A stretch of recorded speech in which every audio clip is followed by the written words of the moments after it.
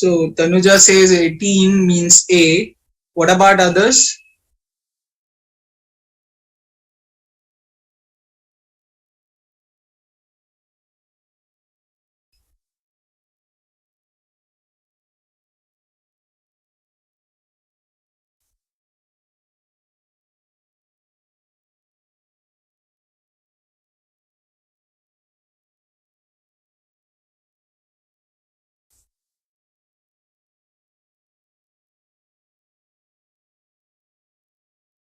I'm waiting for your answers, guys.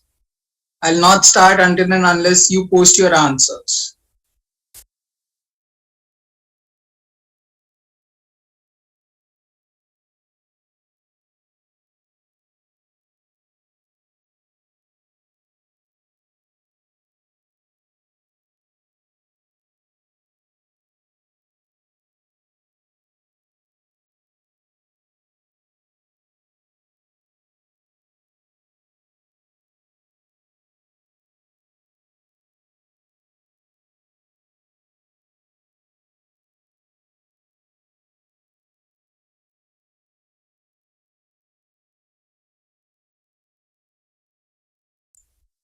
Yes, please. What is the answer? Please post in the chat box quickly.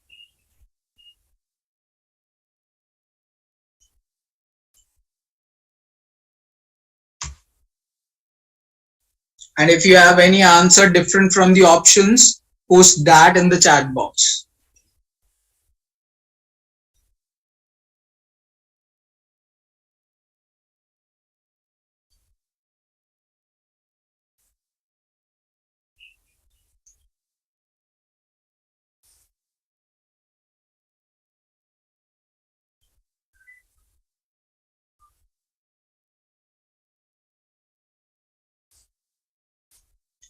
Sandeep, range is simply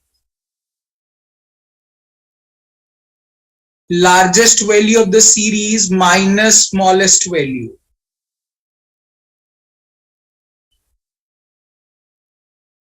That's it. Range is always going to be greater than or equals to 0. It will be a positive number. And if all the terms are same, let's say 5, 5, 5, 5, then in that case, range will become 0. So if range is 0 means all the terms are same. If all the terms are same, range will be 0. Otherwise, range will always be a positive number. That's the whole concept all about. So range is all about largest value of the series minus smallest value of the series. Now in this particular question, yes, A is the correct answer. B, C, D and E are wrong. Let us see and analyze why. In this question it says S is a set of 25 consecutive integers where minus 5 is the smallest value in the set. So if minus 5 is the smallest value and it is about consecutive integers, so it's going to be minus 5, minus 4, minus 3, minus 2, minus 1, 0, 1, 2 and so forth. And this series will end at 19. And that's how it will make 25 terms in the series. Now he's asking what is the range of positive integers in the set. Now range of positive integer means 19 is the greatest value minus the smallest value, which is 1. So 19 minus 1 makes it 18 as the correct answer to the question.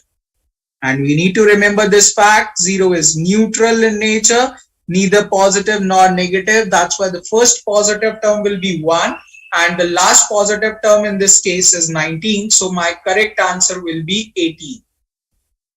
We don't need to understand the complete set of information, or we don't need to calculate the range of the complete set of information. We are expected to calculate the range of positive integers in this set. So positive integers in this question starts from 1, ends at 19. So 19 minus 1 gives you the correct answer for this question. Are we all clear about this question?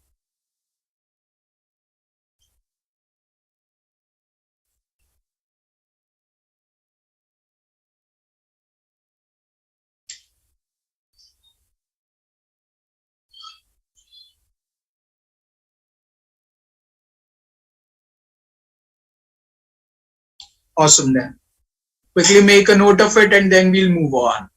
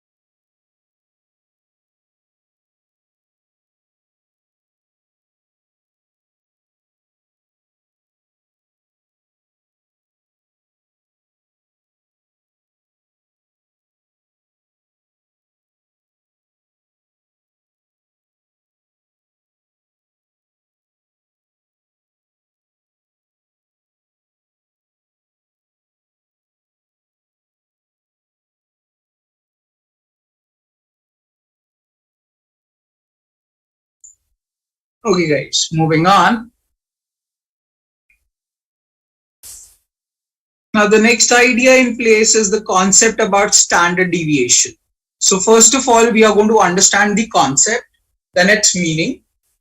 Then we are going to analyze the different ways of looking at the question in the context of standard deviation. One is going to be the comparison way to calculate which series will have more standard deviation and which series will have lesser standard deviation.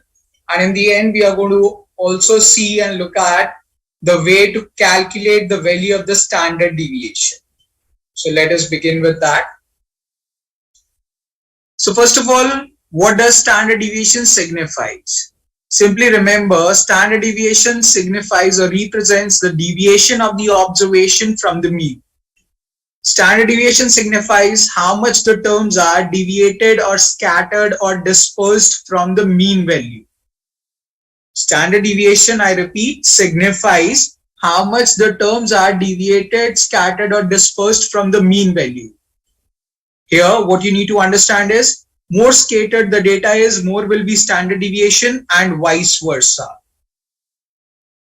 If the data is more scattered, the standard deviation will be greater. If the data is less scattered, if it is close enough, it will be having less standard deviation.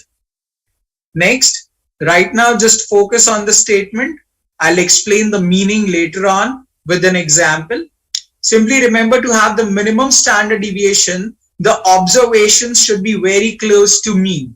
So to minimize the standard deviation, the term should be very close to mean. And as like range, standard deviation also relatively works in the same manner. Standard deviation is always going to be greater than or equals to 0. It's quite obvious now. We are talking with regards to deviation, and if all the terms are same, there will be no deviation, and henceforth standard deviation will be 0. Otherwise, standard deviation as like range will be a positive number for rest of the terms. So the point is this much simple.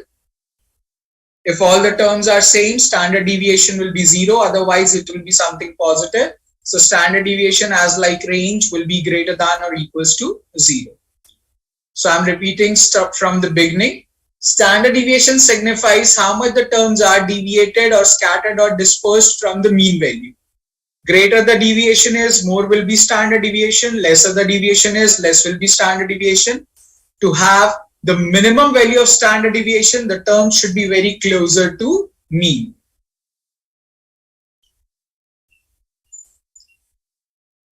These are the basic points. I would like you all to note it down, and after 30 seconds, I'll take certain examples to make you understand how do we deal with the questions with regards to standard deviation.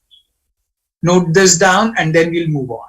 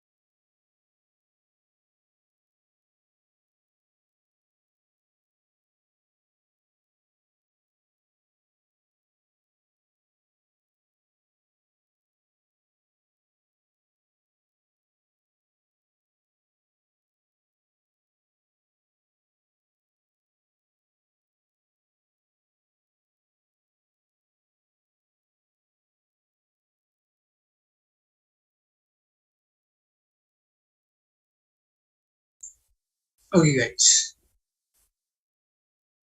Now, let us talk about the very first way to analyze the question with regards to standard deviation. Now, let's say the question is simply asking which series will have greater standard deviation and which series will have lesser standard deviation. So, how do you analyze that? Let's say there is a set of terms as 1, 2, 3 and there is another set of terms as 5, 6 and 7. So, in the set of terms as 1, 2, 3, the mean value is 2 and the deviation which you are going to calculate is 2 minus 1 which is 1, 3 minus 2 which is 1. In the case of 5, 6, 7, mean value is 6. Deviation you will calculate is 6 minus 5 which is 1, 7 minus 6 which is 1.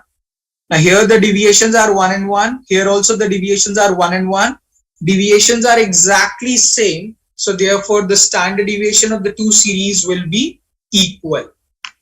Standard deviation signifies how much the terms are deviated or scattered or dispersed from the mean value.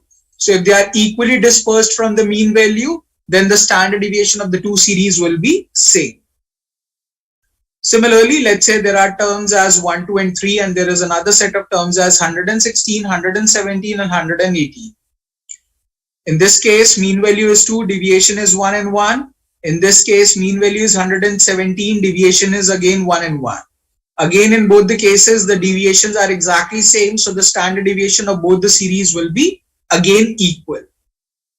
Let's say the terms are 1, 2 and 3 and another set of series as minus 2, minus 4 and minus 6. Here, the mean value is 2, deviation is 1 and 1. Here, the mean value is negative 4 and the deviation is 2 and 2. Clearly, the deviations out here 2 and 2 is greater than the deviation out here 1 and 1. So therefore, standard deviation is greater out here.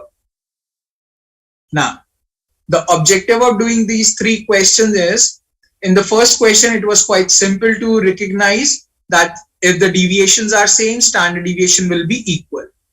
In the second question, I wanted to explain was that 1, 2, 3 are very small terms and 116, 117, 118 by magnitude are very greater terms. So standard deviation is never ever going to be dependent on the magnitude of the numbers. It is simply dependent on how much the terms are deviated from the mean value.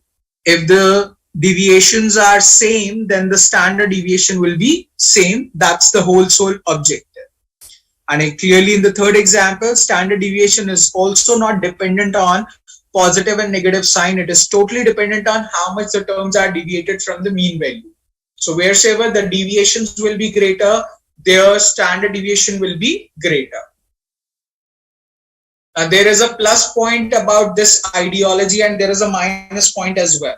The plus point is that you are not expected to calculate the exact value of the standard deviation in this case. And the negative point is that if the number of terms in the two series is not same, then you cannot calculate. That means if let's say the terms are 1, 2, 3 and 4 and the terms are 5, 6 and 7, then you cannot compare this at all.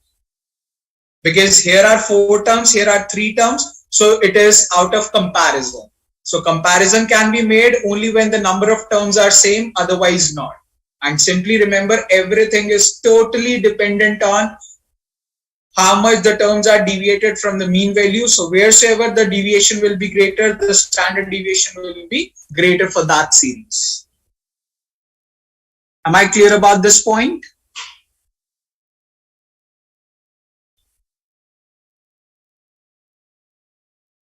Awesome. Note down these examples and then we'll talk about how to calculate the value of the standard deviation.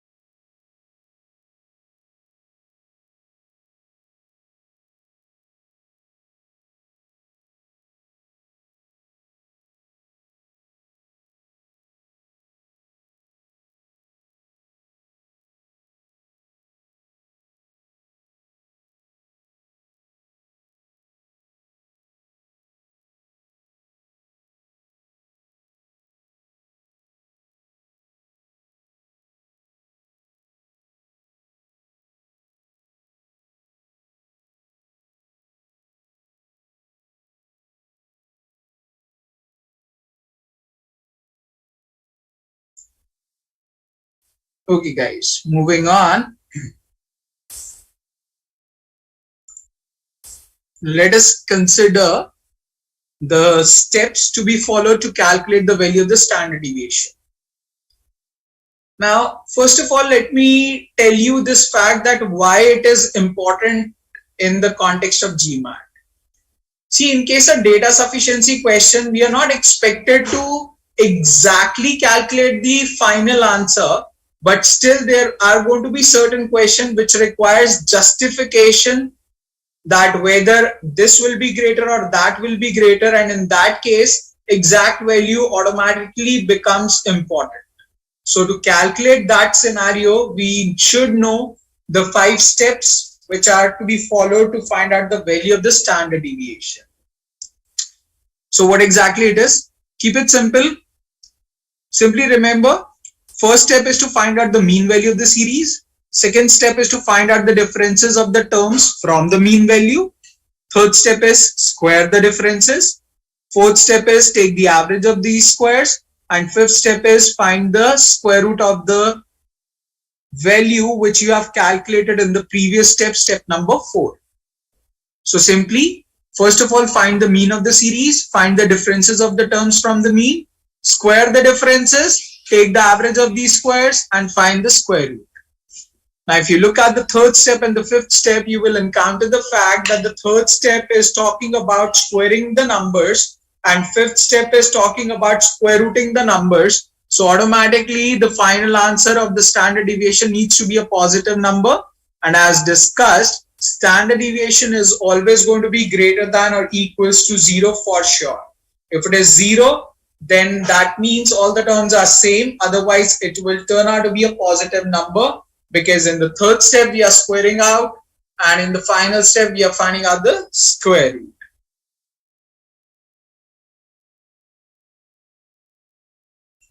Now let us take certain examples. Wait a second. Now let us take certain examples to understand the concept in detail. So let's say the terms goes by 0 and 10. First step is to find out the mean of the series. So mean of the series will become 0 plus 10 divided by 2. So that will turn out to be 5. Second step is to find out the differences. So 0 minus 5 is going to be minus 5. 10 minus 5 is going to be plus 5. Third step is square the differences. So that will turn out to be 25 and 25. Fourth step is take the average of these squares. So that will become 25 plus 25 divided by 2. So that will become 50 by 2. And fifth step is standard deviation is equal to square root of this average.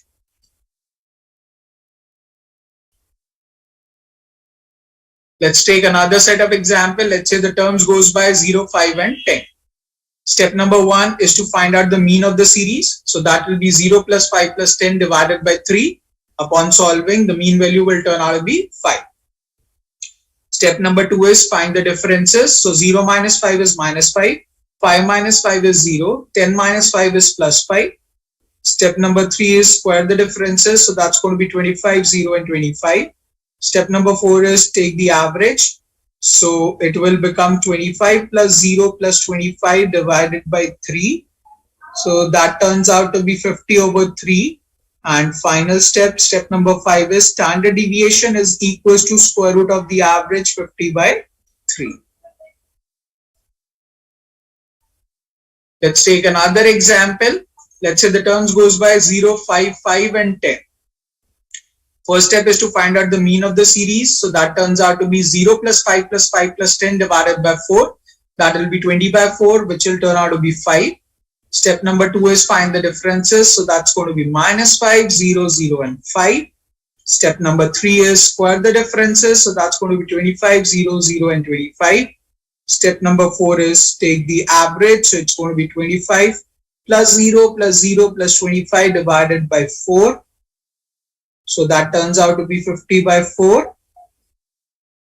And fifth step is standard deviation is equal to square root of this average.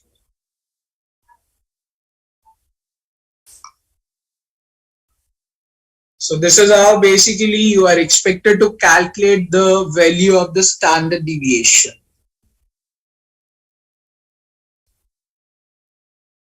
So guys, are we all clear about the 5 steps?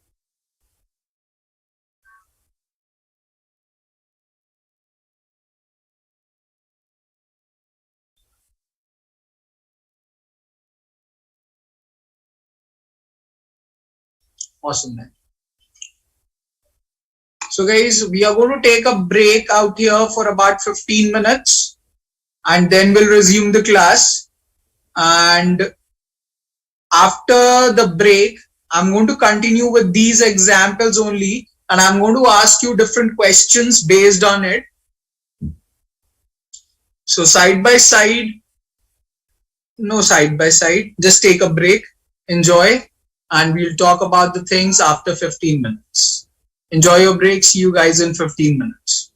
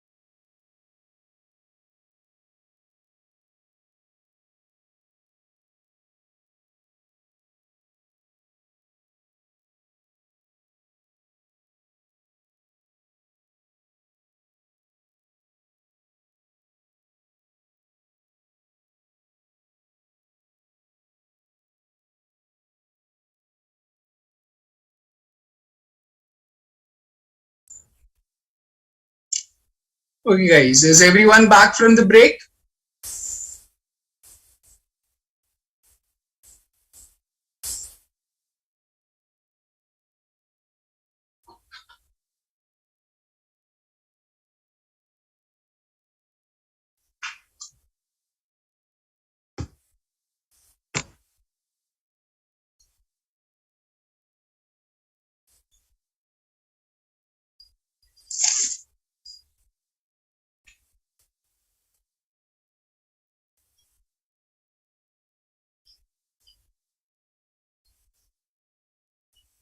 Okay.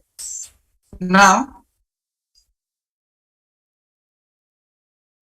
I have a question for you guys, for which you need to open your mic and speak.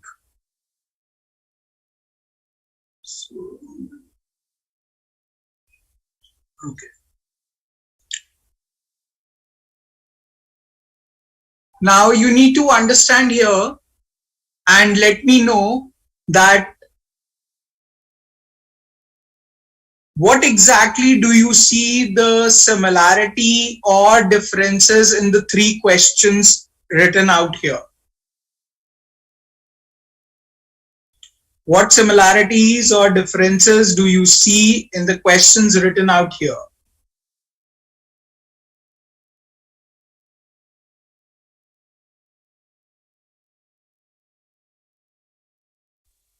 Number of terms.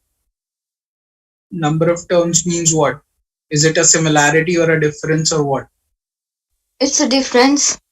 Okay, the number of terms are different. Then something else?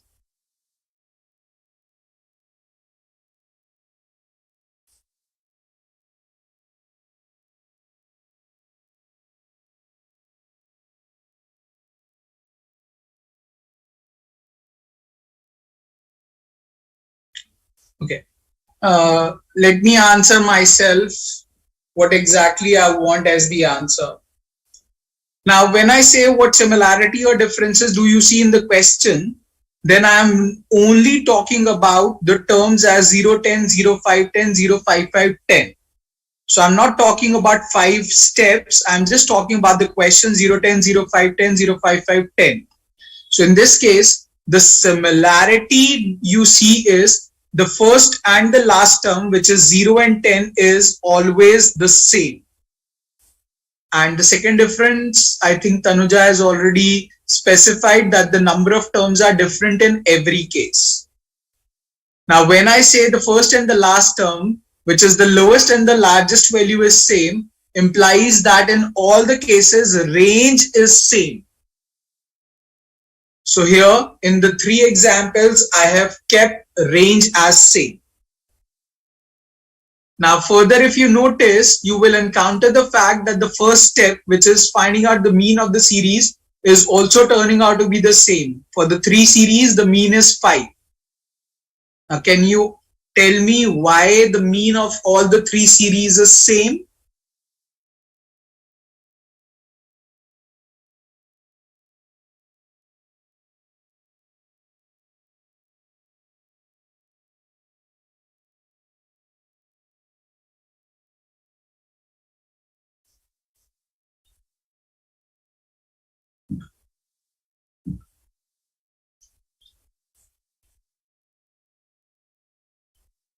Okay.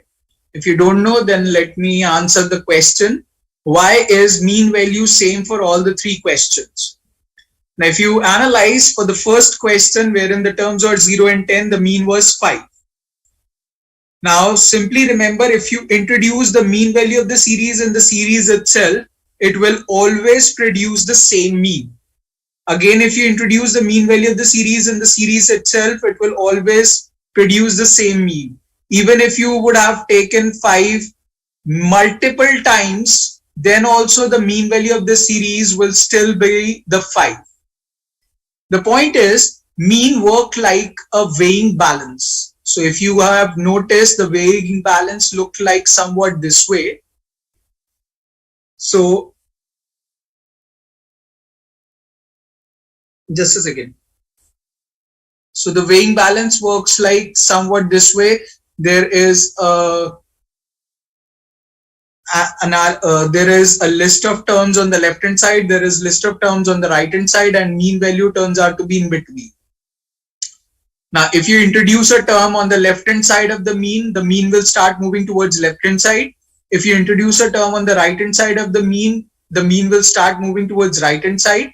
And if you introduce a term on the mean itself, there is going to be no change in the weighing balance. And if there is no change in the balance, then automatically mean will turn out to be the same. And for the same logic, the mean remains same.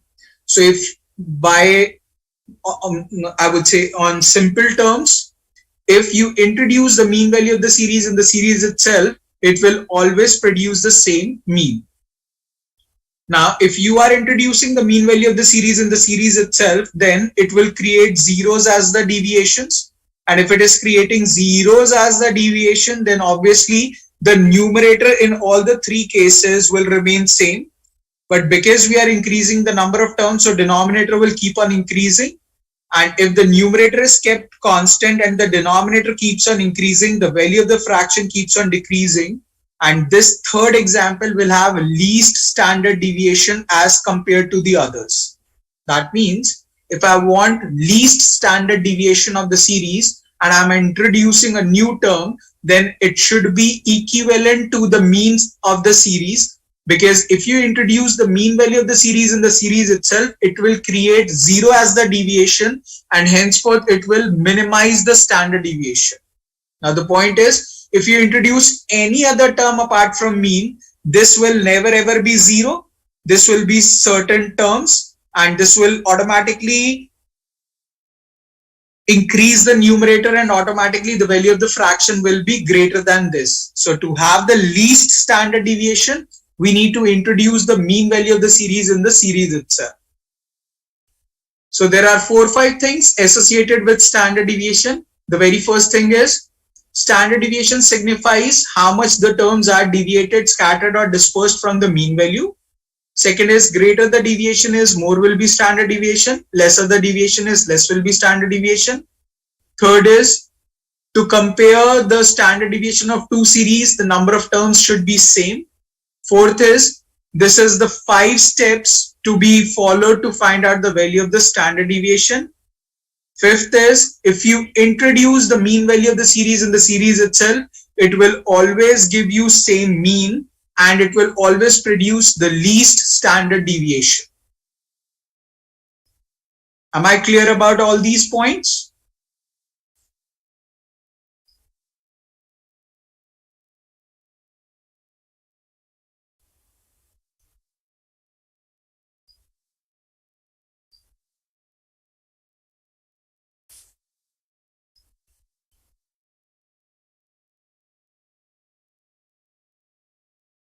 I'm waiting for your yes or no.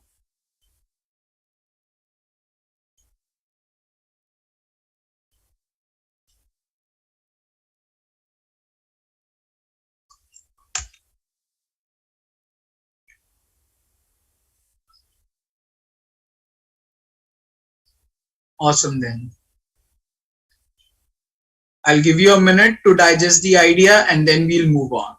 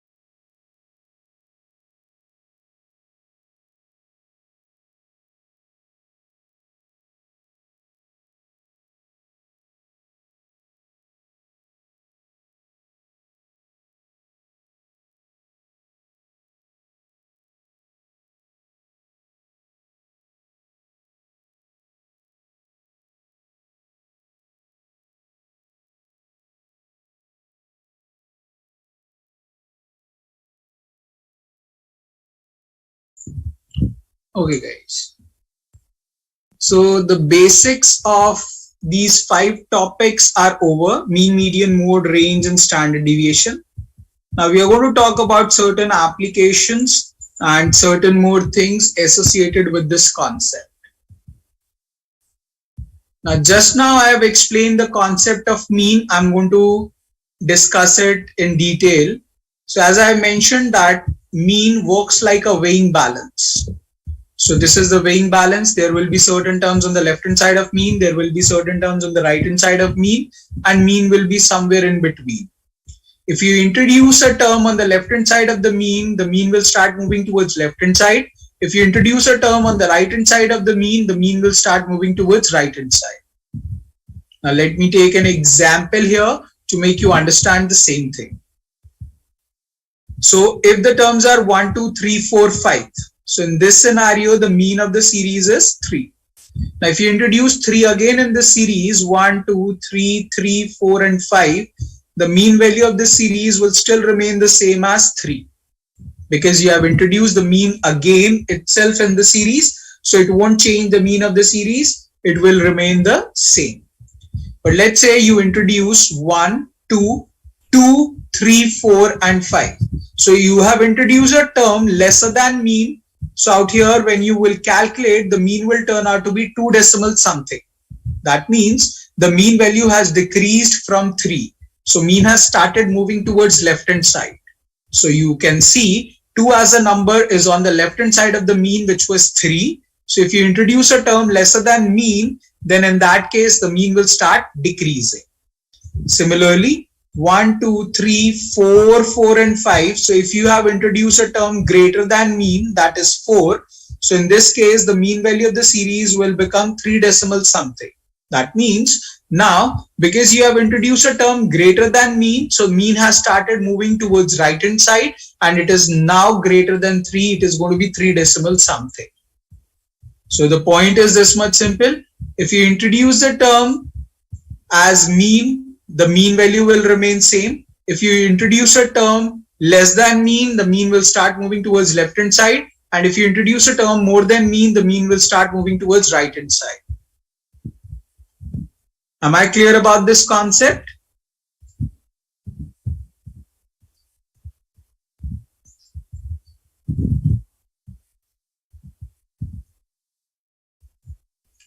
Awesome then. Quickly make a note of it and then we'll move on.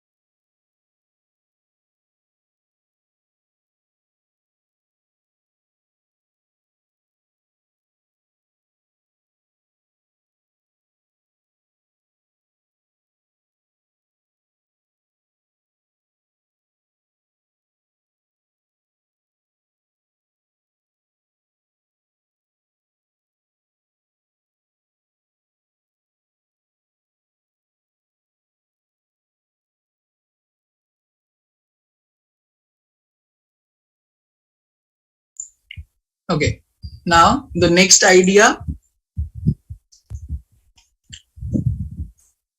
Now let's say there is a set of terms as 1, 2, 3, 4, and 5. So in this case, the mean value of the series will be 3.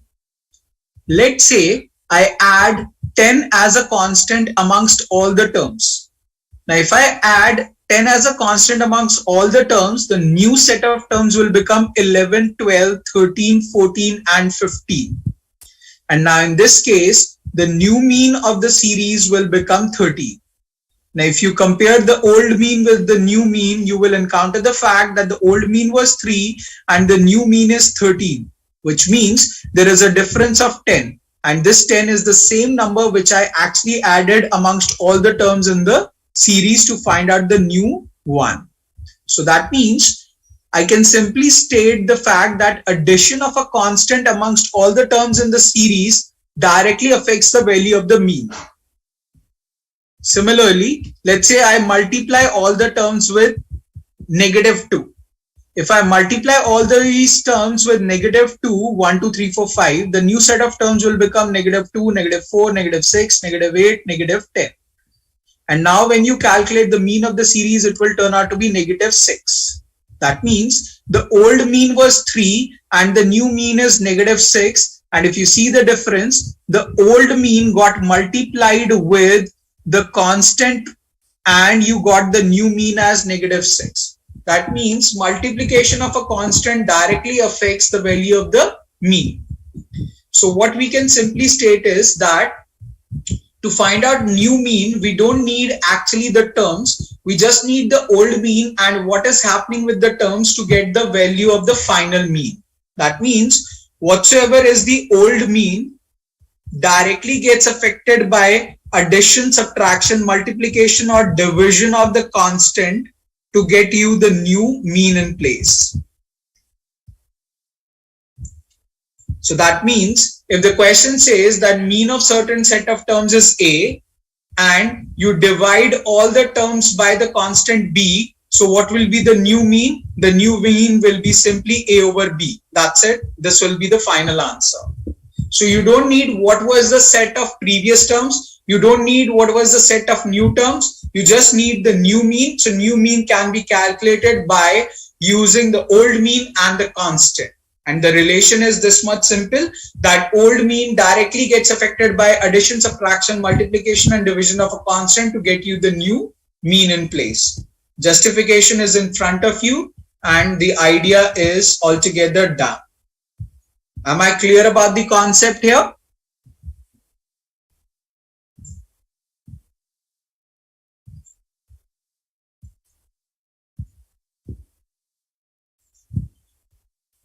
Awesome. So you guys note down this idea and then we'll talk about what happens in the case of range and standard deviation as well. So note down this idea and then we'll move on.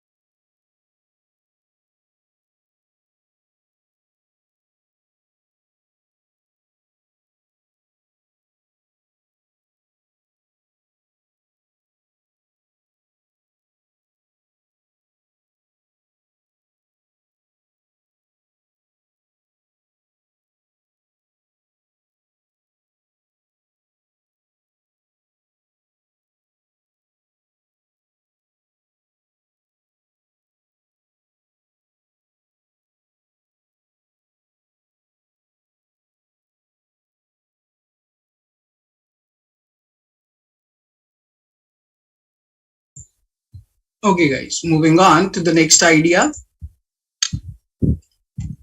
So let's say the terms are 1, 2, 3, 4 and 5. In this case, if you figure out what is the range, it will be 5 minus 1, which is 4. Let's say I add 10 as a constant amongst all the terms in the series. So it's going to be 11, 12, 13, 14 and 15. And in this case, if you figure out the range, it's going to be 15 minus 11, that's going to be 4. So here you can clearly see that range turns out to be the same. So the point out here is what is happening to the first term is happening to the last term as well. And initially, whatever was the difference between the largest and the smallest term will be the same between the largest and the smallest term here. So there is no change in the difference. So therefore, range will turn out to be the same. That means addition as well as subtraction of a constant does not affect the value of the range at all. Now let us multiply all the terms with the constant -2. So the new set of terms will become -2, -4, -6, -8 and -10. Out here, the range of the series will be the largest value minus the smallest value. That turns out to be -2 plus 10. That turns out to be 8. Now here, range turns out to be 8. Old range was 4. New range is plus 8. But we multiplied with the constant as -2. That means range do get affected by the multiplication of the constant, but it does not get affected by the sign. That means whatever will be the old range, it will get affected by multiplication of or division of the constant, but it will get affected by absolute value of that constant to give you the new range. So let's say if old range is 2 and you multiply all the terms with -4, then the new range will be 2 multiplied by 4, that is going to be 8.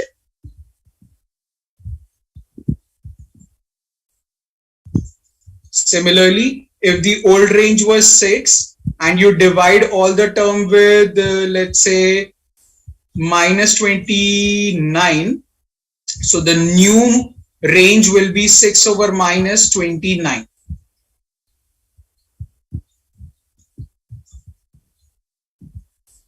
So bottom line, range does not get affected by addition and subtraction of the constant, and it do get affected by multiplication and division of absolute value of the constant. Am I clear about the concept here?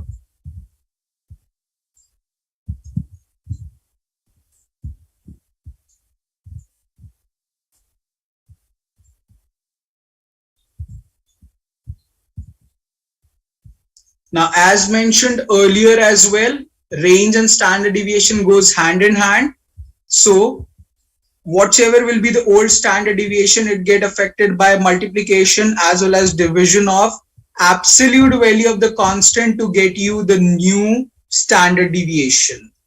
So what happens in case of range is the same for standard deviation. Both goes hand in hand. The aspect of the scenario will always remain same.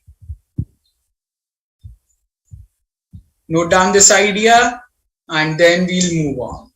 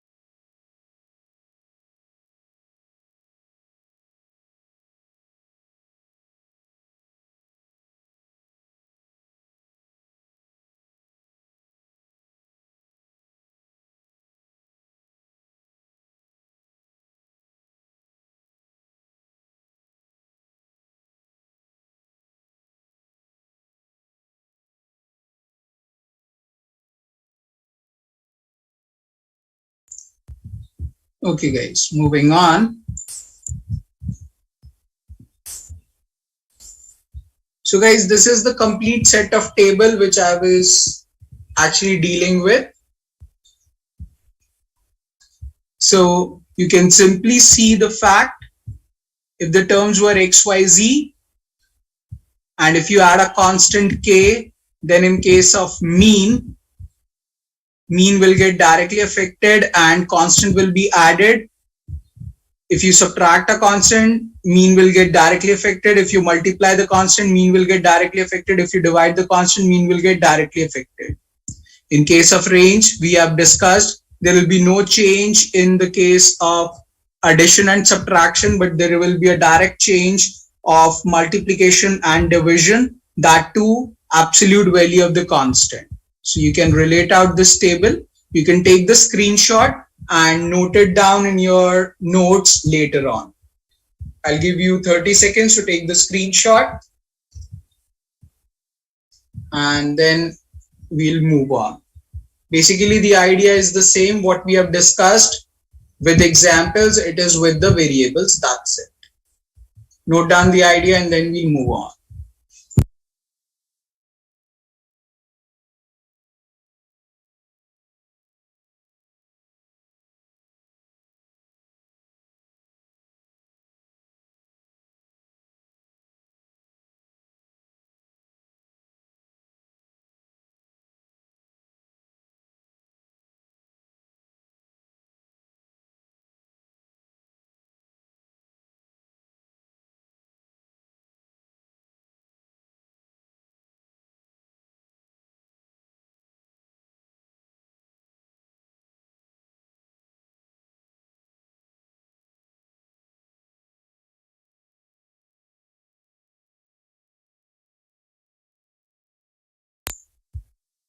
Okay guys, moving on now.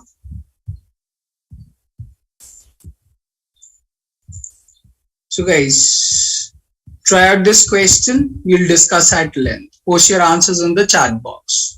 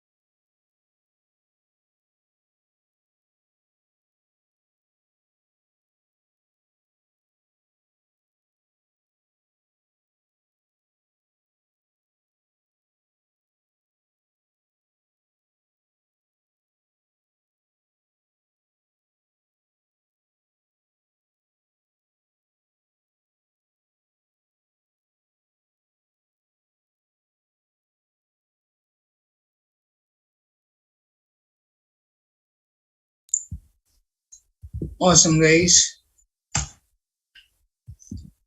So we need to keep this simple. We are asked, we are given that the three data sets, the data sets 1, 2 and 3 above are ordered from least standard deviation to greatest standard deviation in which of the following. So you can clearly see that in the second case, there is no deviation at all. So standard deviation will be 0. In all the three cases, more or less 14 will be the mean value, more or less, not exactly, more or less.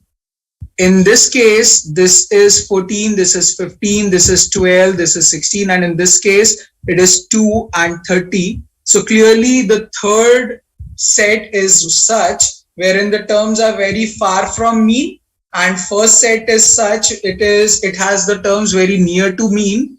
So definitely this will have least standard deviation, this will be at the second place, and this will be having the greatest standard deviation.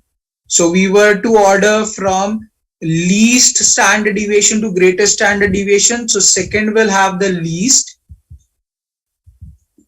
second will have the least, then followed by first, and then followed by third. Second, first, and third is in the option E. That will become the correct answer to the question. So simply you are expected to state it this way, that the terms in the first series are very near to mean and the terms in the third series are very far from mean. So definitely it will have the greatest standard deviation. Am I clear about the idea?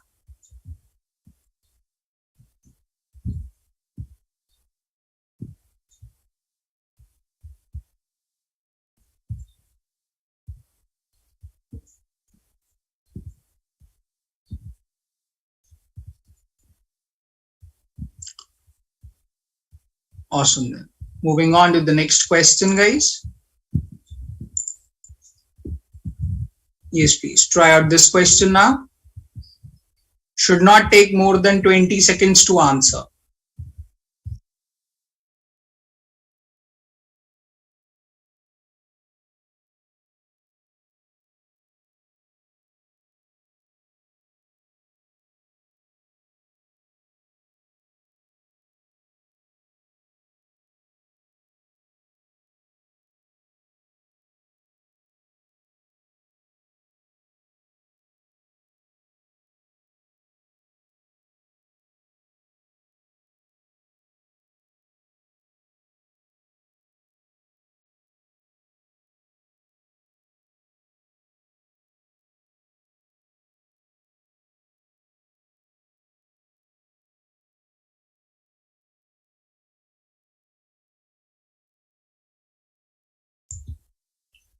Very nice.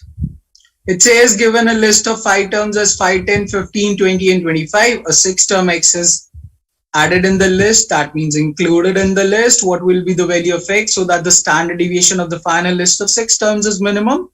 If I want the least standard deviation, I need to include the mean value of the series in the series itself. So for the terms 5, 10, 15, 20 and 25, 15 will be the mean, and henceforth the value of x will simply turn out to be 15. That's the answer. Now that's the benefit of spending time in the theory part. So if your theory is strong, automatically the answers will come in place within few seconds. So that is why we always keep on focusing on theory the most than just doing the questions. So guys, am I clear about this question?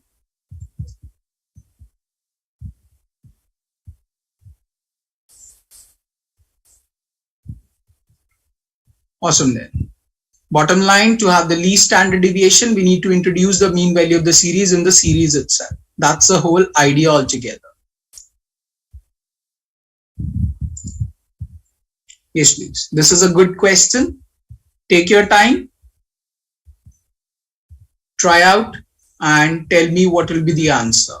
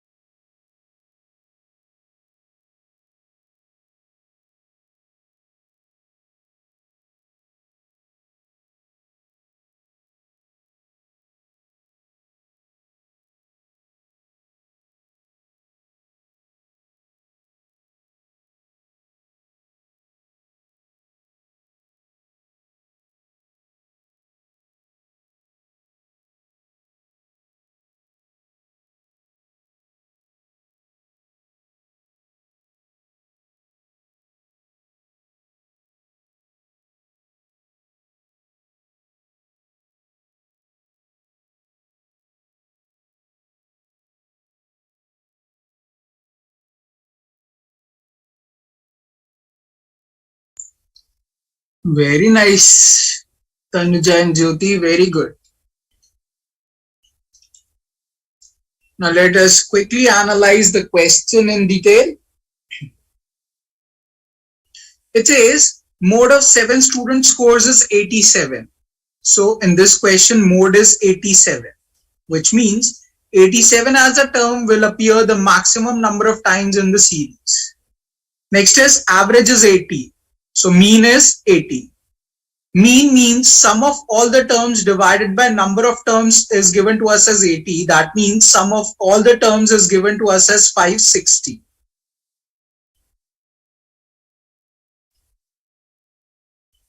It has already stated median is 82. So we have 7 terms with us. 1, 2, 3, 4, 5, 6, 7. Median is 82. That means fourth term in the series will be 82. 3 terms will be below it. 3 terms will be ahead of it. And lowest term in the series is given to us as 70. Now he's asking calculate the maximum value of the highest score among 7 students if the scores are integers. Okay. Let us assume this is the highest score as A and we need to find out the maximum value of A. Now please make a note of one particular idea which I don't know whether you guys know it or not. If I say A plus B is equal to 10, then what is the maximum possible value of B?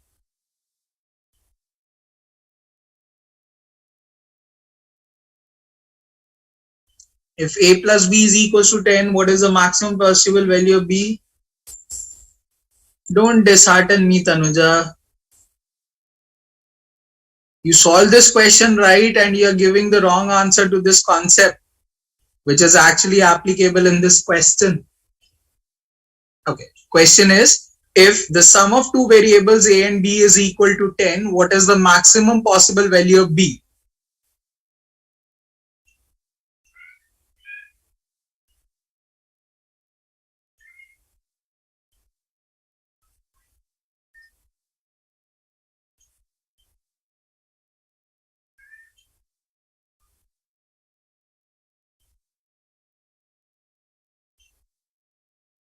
What about others? Tanuja is not alone.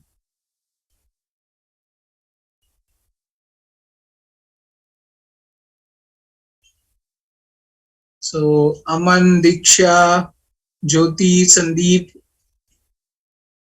what's your answer? If A plus B is equal to 10, what is the maximum possible value of B?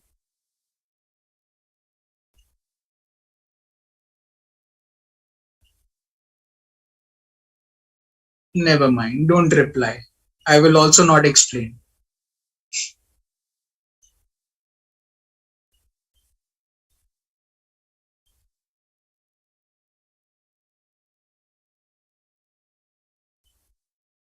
Okay, tell me, am I audible to everyone?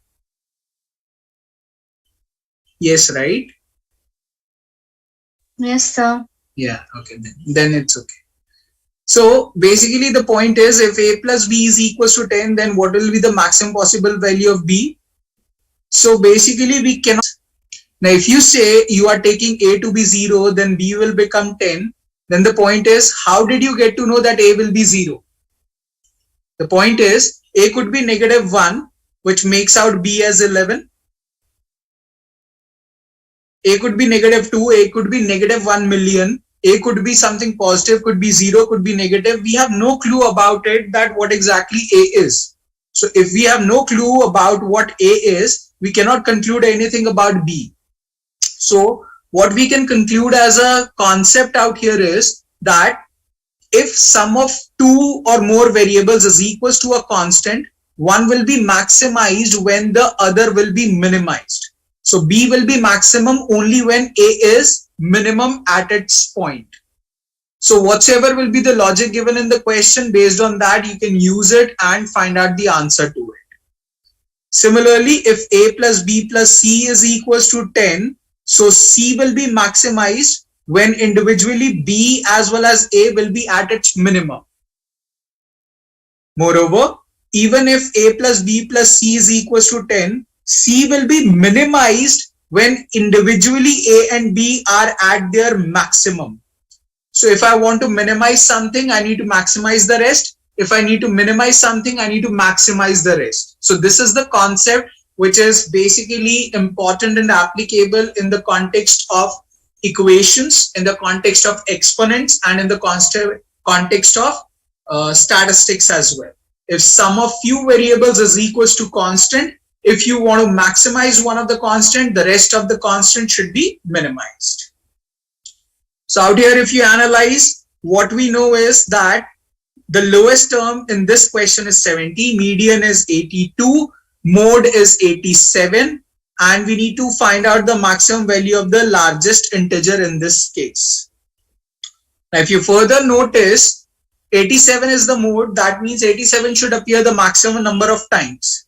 And because we need to write the series in the ascending order, so 87 should appear on the right hand side of 82. Now, clearly you can see that 87 is appearing 2 times. So therefore, no other term can repeat twice or thrice or 4 times.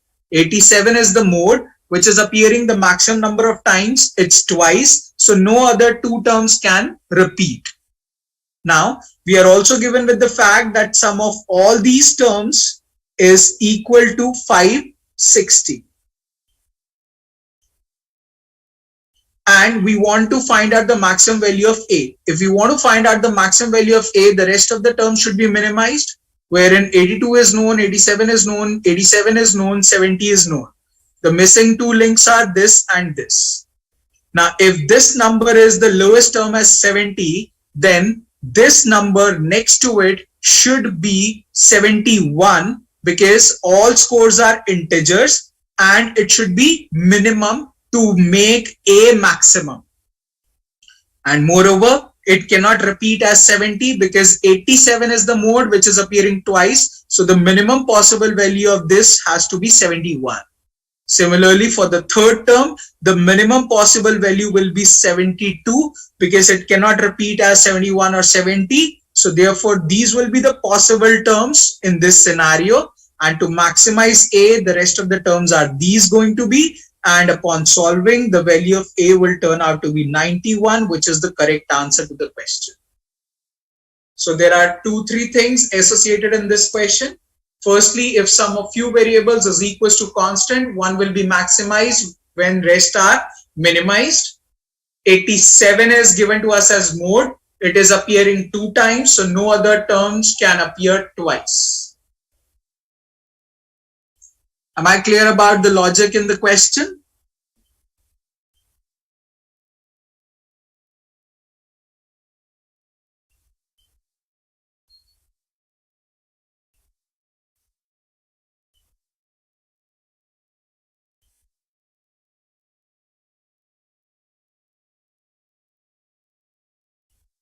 Thanks for the reply. Note down the question and then we'll move on.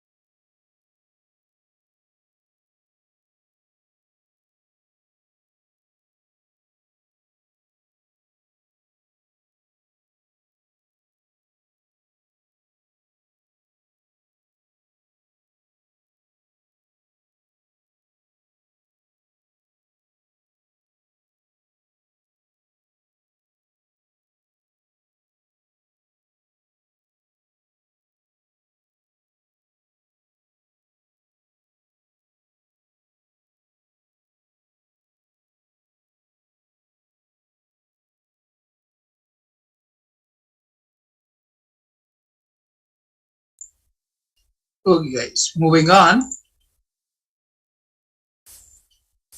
Now please try out this question.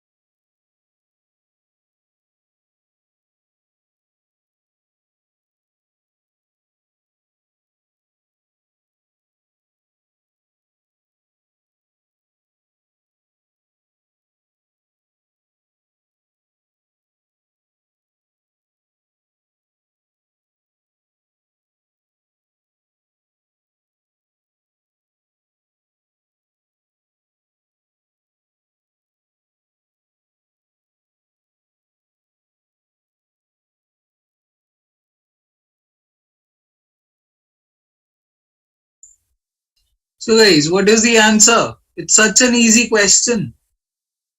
Awesome. So it says arithmetic mean of list of k numbers is a. So old mean is given to us as a. Then he says f is added to each number.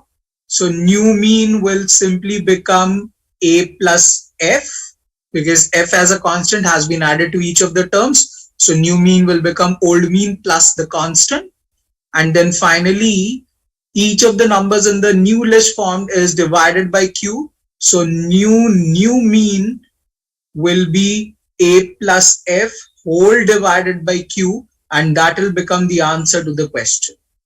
So bottom line, addition, subtraction, multiplication and division directly affects the value of mean. But out here, one thing is to understand that order in which the things are happening is relatively very important. That means, had it been the case that old mean is a, then he would have said divide all the terms by q first and then add f as a constant. Then this would have been the answer, which is different from this answer. They are not same. So just be mindful about this fact that whatever is happening in the question, you should be focusing on that. So in this question, old mean was a, then we added a constant f at first, and then we divided all the terms by q. So a plus f whole divided by q will become the answer to the question. Am I clear about it?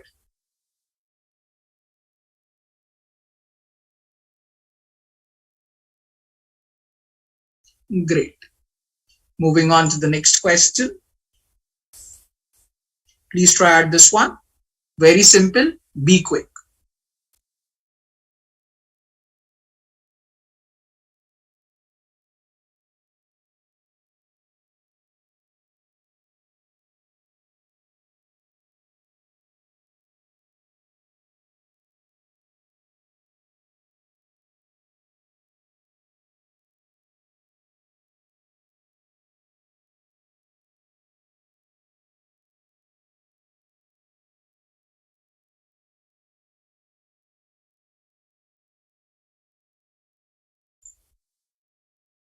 Very nice.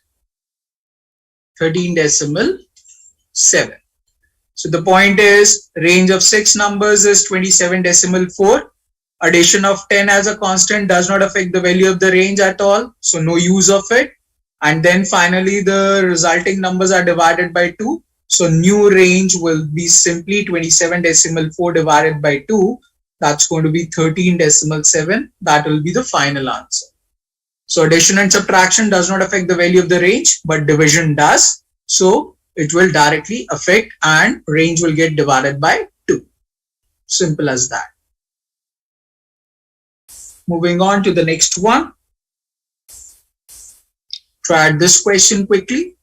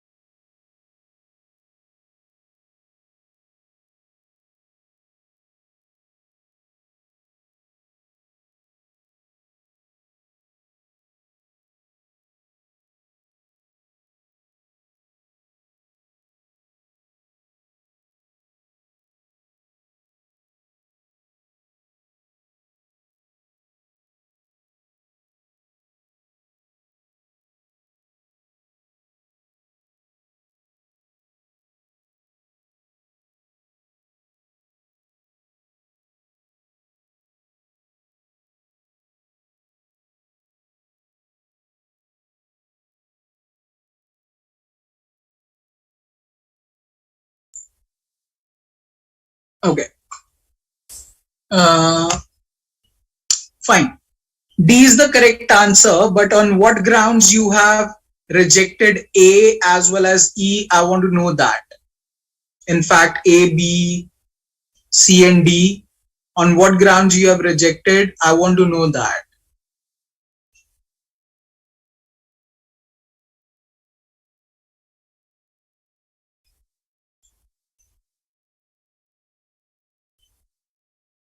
Quickly open your mic and speak.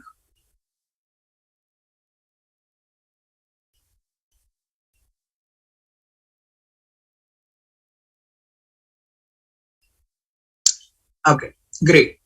So the point is, if A, B, C are integers, which one has the same standard deviation as the standard deviation of A, B, and C? Now, I will go by mod of A as the concept that when we open the modulus sign, if the quantity inside the mod is positive, it will be written as it is. And if the quantity inside the mod is negative, then when we open the modulus sign, we multiply with a negative constant. And we know multiplication and division of a constant directly affects the value of the standard deviation. That is why option A and B gets ruled out. Option E also says A cube, B cube, C cube. So they are getting multiplied because A cube means A into A into A. So again, this can't be the answer. In option C, 3 is getting multiplied with A. So can't be the answer. So only option D is left, wherein subtraction of a constant does not affect the value of the standard deviation, as we know. So if A, B, C are going to be if A, B, C are going to be the terms, it will have a certain standard deviation as D. Then A minus 200, B minus 200, C minus 200 will also have the same standard deviation. Moreover, you can also think about the numbers as well. It could be the situation that A, B, C as the terms could be 1, 2, and 3. So mod A, mod B, mod C will have same standard deviation. But by chance, if A, B, C turns out to be minus 1, 2, and 3, then this series will not have same standard deviation as mod of minus 1, mod of 2, mod of 3, because mod of minus 1 will become plus 1 and 1, 2, 3 will have different standard deviation than minus 1, 2, and 3. So that's how you can relate the idea that they can have two different answers. So that's why only option D works out to be the best. So the point is, you should know the correct answer in place. You should know the correct idea, as well as you should also know that on what grounds you are rejecting the rest. Am I clear about this question?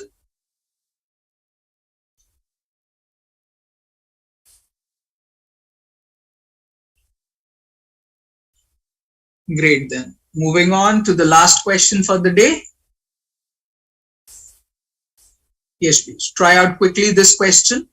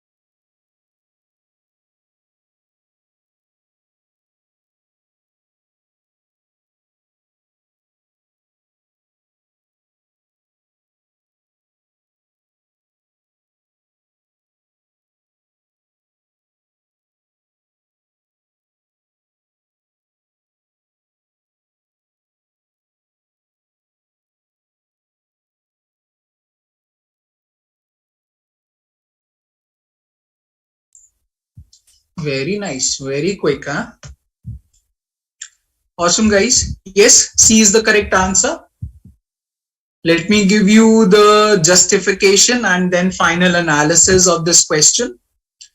First of all, it says in a set of 5 different numbers, which of the following cannot affect the value of the median?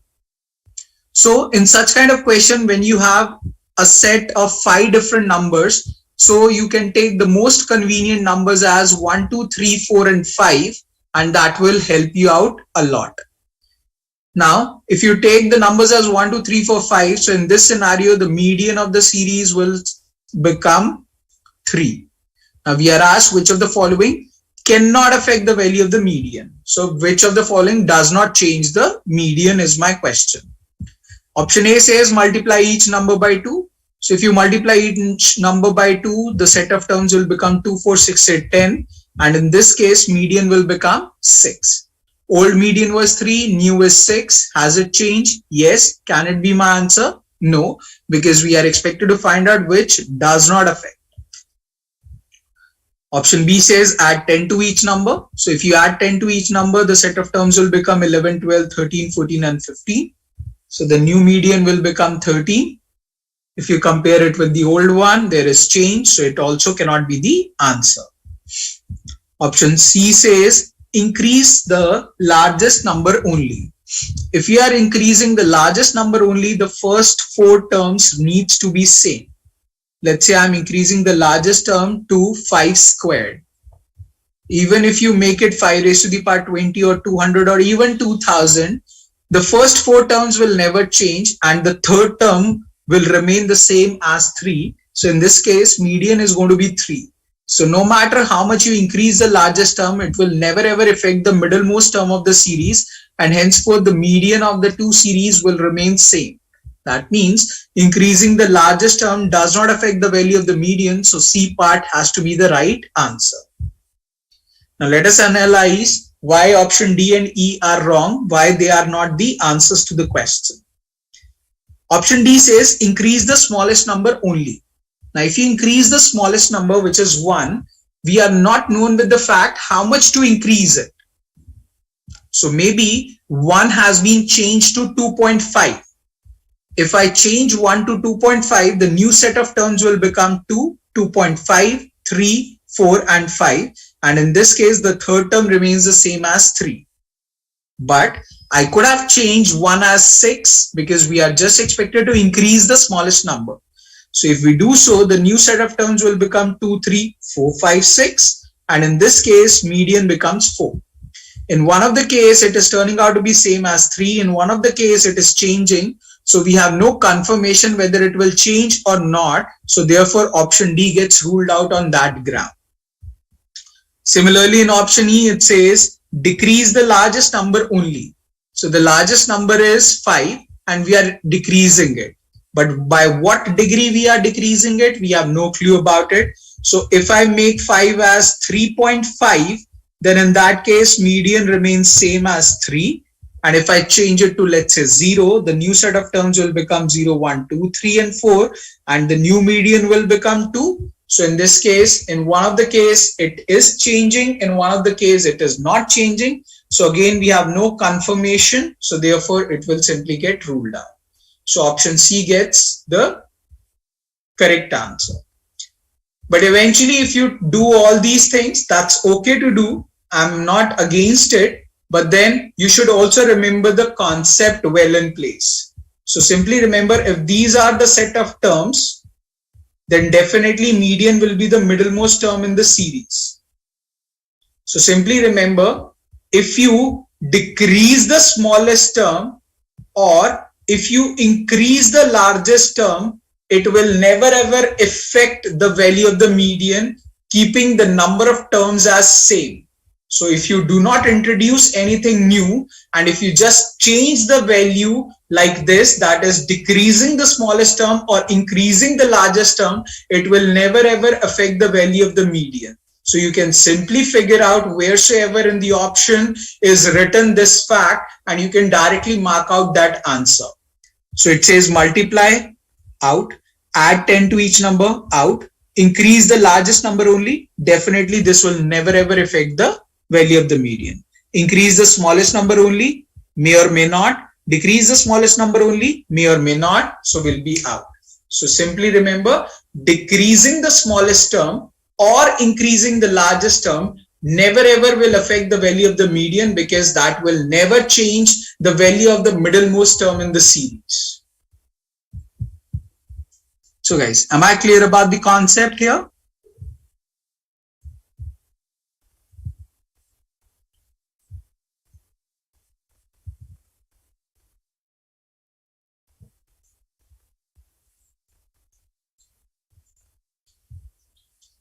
Awesome then. So more or less we are over with the conceptual aspect of mean, median, mode, range and standard deviation.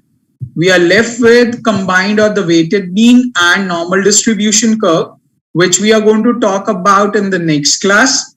And we will also be starting with permutation and combination.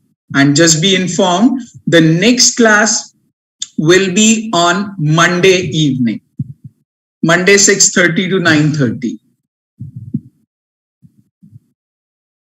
Am I clear to everyone?